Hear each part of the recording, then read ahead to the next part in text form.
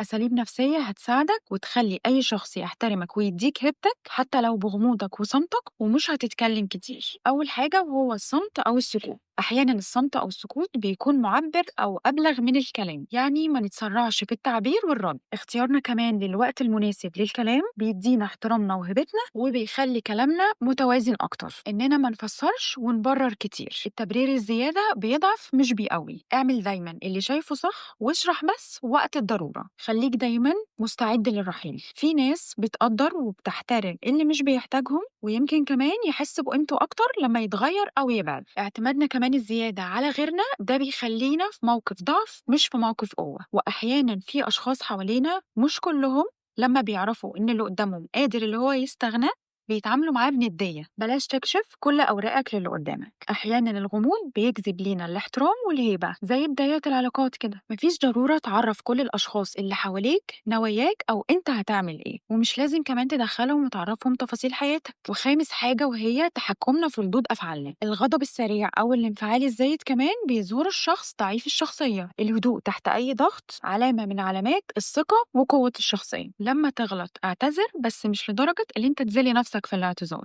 المعروف إنه الاعتذار صفة من صفات النضج والناس الناضجة، لكن لما تحس إنه بعد الاعتذار الموضوع دخل في ذل شوية ده بيبينك ضعيف الشخصية. قدم اعتذار واضح وصريح وامشي من غير إلحاح على الغفران أو إن اللي قدامك يعديلك ويمشي الموقف ويعديه. في ناس بتحب تكبر الموضوع لأنه في اعتذار سهل ويبسطك وتحس إن أنت بعده مرتاح، واعتذار تاني تحس بعده إن أنت اتضايقت أو إنك اعتذرت للشخص الغلط وإنه الموقف تلاقيه اتحسب عليك مش اتحسب.